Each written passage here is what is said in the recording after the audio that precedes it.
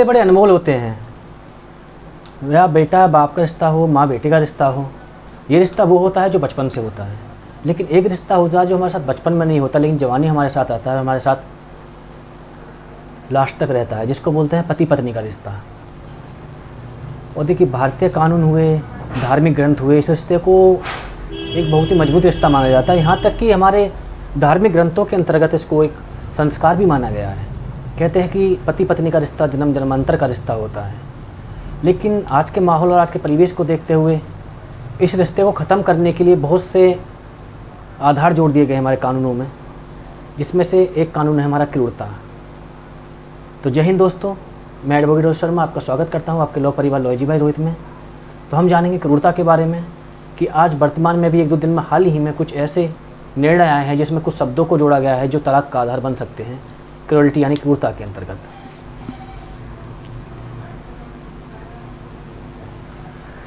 क्रूरता शब्द को देखिए, हमारे पहले धार्मिक ग्रंथों में ऐसी कोई बात नहीं थी कि विवाह हमारा विच्छेद हो सकता है, हमारा तलाक हो सकता है। लेकिन जब से हिंदू मैरिज एक्ट बना उसके बाद इसमें तलाक शब्द जुड़ गया, यानी कि विवाह विच्छेद का आधार। क्रूरता को देखिए परिभाषित तो नहीं किया जा सकता है।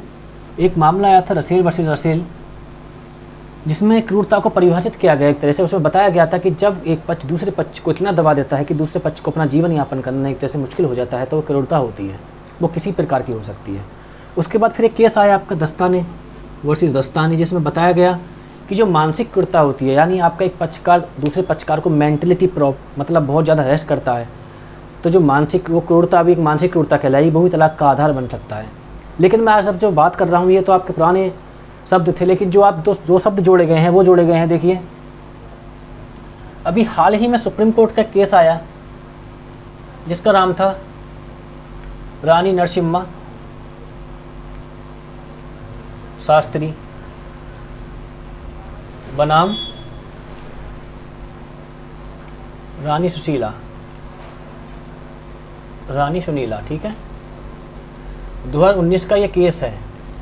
इस केस में क्या हुआ है कि इस केस में सुप्रीम कोर्ट ने निर्णय दिया है क्या कि जो अगर कोई पत्नी अपने पति पर भारतीय दंड संहिता यानी आईपीसी की धारा 498 के अंतर्गत यानी क्रूरता के आधार पर अगर कोई केस दायर करती है यानी बात दायर करती है, और बाद में क्या होता है कि उसमें जो पति होता है उसमें निर्दोष साबित कर दिया जाता है, तो उसमें जो पति होता है उसको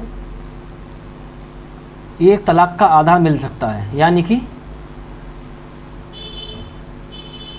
पति इस आधार पे तलाक ले सकता है कि मेरी पत्नी ने मुझ पर 498 का केस किया था और उस केस में मैं जीत गया हूँ। तो सुप्रीम कोर्ट ने इस चीज़ को, अगर उसको निर्दोष साबित किया जाता है, इसको क्रूरल्टी यानी क्रूरता के में जोड़ दिया गया है कि ये भी एक तरह से क्रूरता होगी और इसके आधार पर भी तलाक लिया जा सकता है, ठीक है ना। और इसमें देखिए अभी कर्नाटक हाई कोर्ट का एक मामला था। कर्नाटक हाई कोर्ट के मामले में ये था कि पत्नी ने अपने पति को काला बोल दिया कि आप काले हैं, और उस पति ने क्या किया कि उसके खिलाफ केस कर दिया कि मेरी पत्नी ने मुझको काला बोला है इसलिए मुझे इससे तलाक चाहिए। तो कर्नाटक हाई कोर्ट ने उसमें निर्णय दिया कि तलाक का आधार काला कहना तलाक का आधार हो सकता है। अगर आपने किसी के उसके रंग रूप पर अगर टिप्पणी करी है तो ये भी एक तरह की क्रूरता होगी, यानी इसको भी क्रूरता शब्द के अंतर्गत जोड़ दिया है।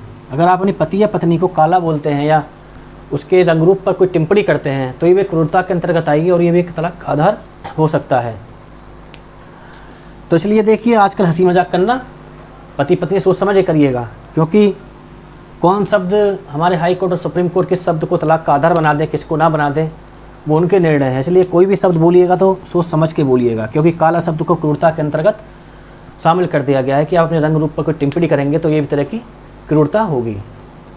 तो आज आपको मैं यही बता रहा था कि देखिए अब आज के परिवेश में जो आप 2023 चल रहा है तो क्रूरता के साथ 2 नए शब्द जोड़े गए हैं कि आप 498 में अगर आप पति केस में बाइज्जत बरी यानी दोषी मतलब दोष मुक्त कर दिया जाता है तो अपनी पति से वो तलाक ले सकता है पत्नी से, क्योंकि एक क्रूरता के अंतर्गत आएगा और एक तलाक का आधार होगा।